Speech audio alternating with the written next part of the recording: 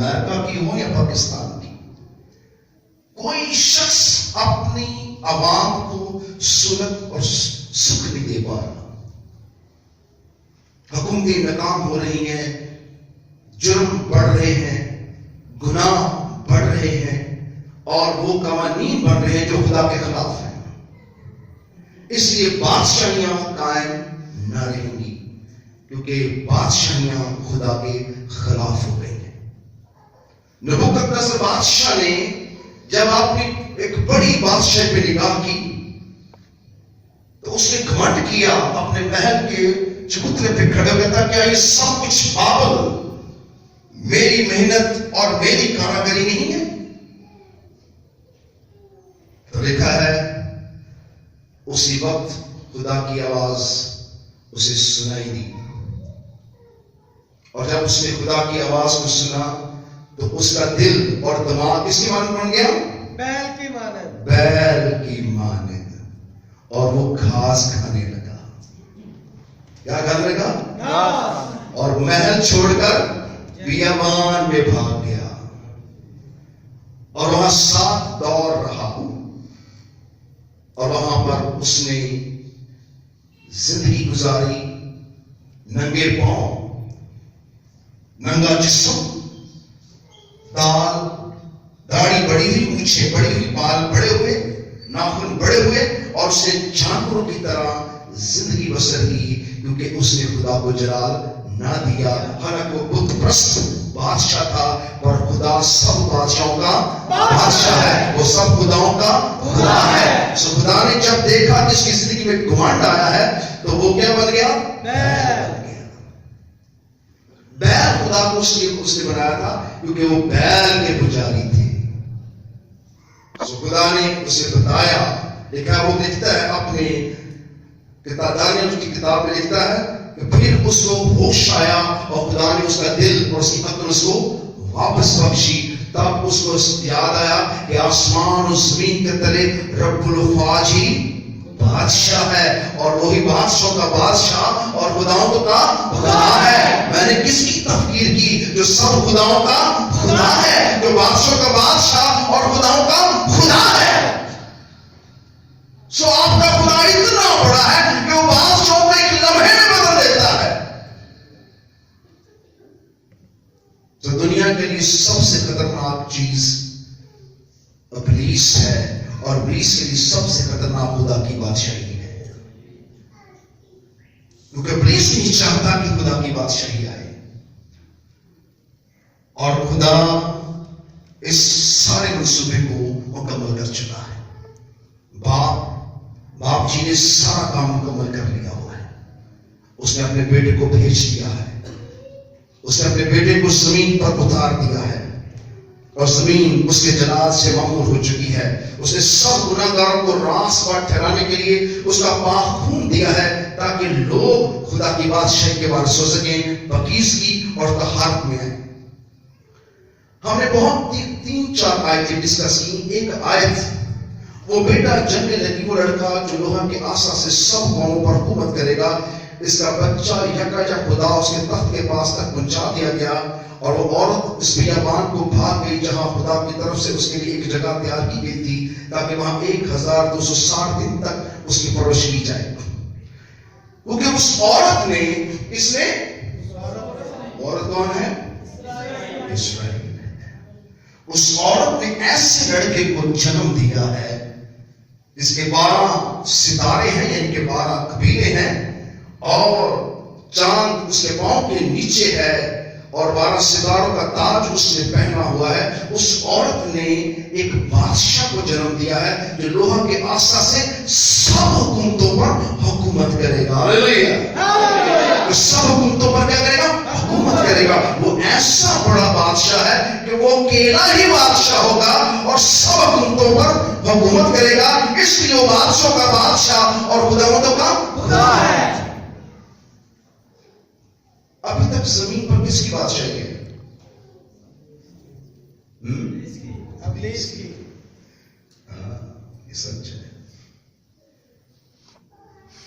آپ بیٹھے بیٹھے گناہ کر لیتے ہیں، سوچ خوابوں خیالوں میں آپ گناہ کر رہے ہیں. آپ کا کنٹرول آپ کے ہاتھ میں نہیں، کسی اور کے ہاتھ میں ہے۔ ان سب چیزوں کا کنٹرول خدا چھینا لگا ہے اور وہ اپنے ہاتھ میں لینے لگا ہے، تاکہ اس کا روح آپ پر ٹھہرے اور آپ نہایت پاک ہو جائیں، آپ تبدیل ہو جائیں، آپ موت والا جسم نہ رکھیں بلکہ اپنی زندگی، اپنی بدن آپ کے پاس ہو۔ اور خدا اس بڑی بادشاہی کے لیے آنے والا ہے، اور اس سے پہلے کہ وہ بادشاہی کرے اس نے اپنا باپ آپ کے لیے بھیجا ہے۔ ہاللیلویا، ہاللیلویا، ہاللیلویا۔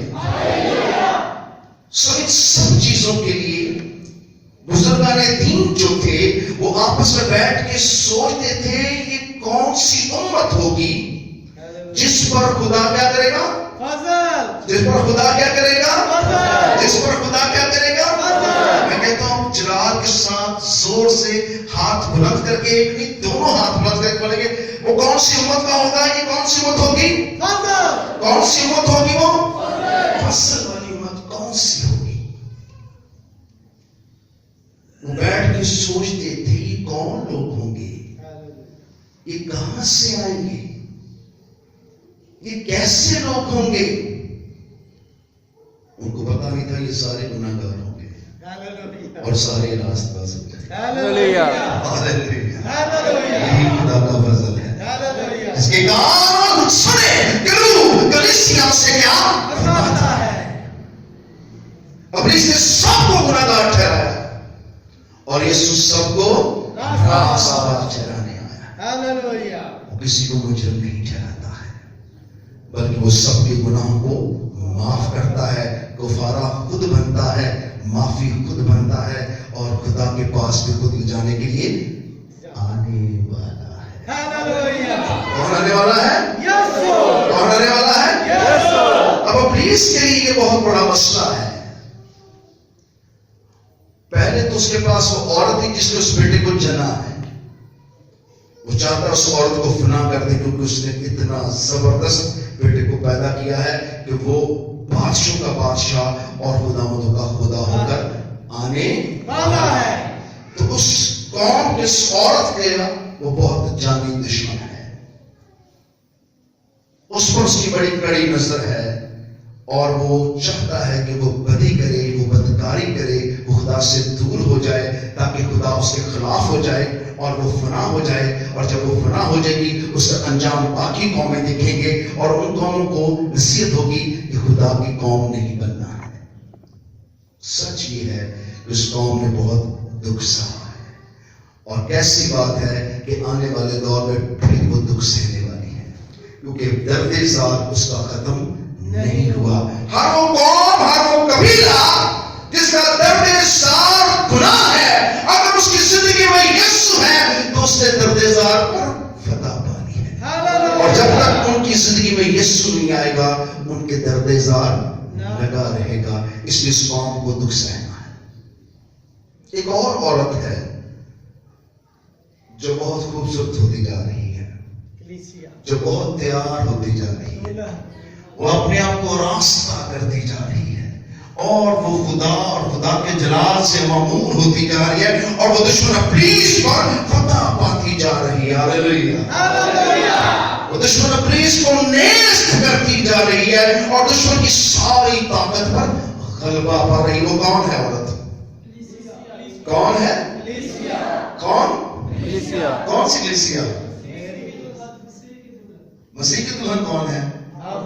کہاں پہ ہے؟ میں نے ابھی دیکھا، وہ ہے، ایک وہ کھڑا ہوا ہے، وہ دلہن ہے، ایک یہ دلہن ہے۔ دلہن جو ہے وہ مسیح کی ہے، اور جو مسیح کی دلہن ہے وہ راستہ ہو رہی ہے۔ خدا پر کام کرنا چاہتا ہے اگر آپ اسے موقع دیں، پر آپ کو تو دنیا چاہیے، جن کو دنیا نہیں چاہیے ان کو آسمان ملے گا۔ جو اس زندگی کو چھوڑیں گے ان کو ہمیشہ کی زندگی ملے گی۔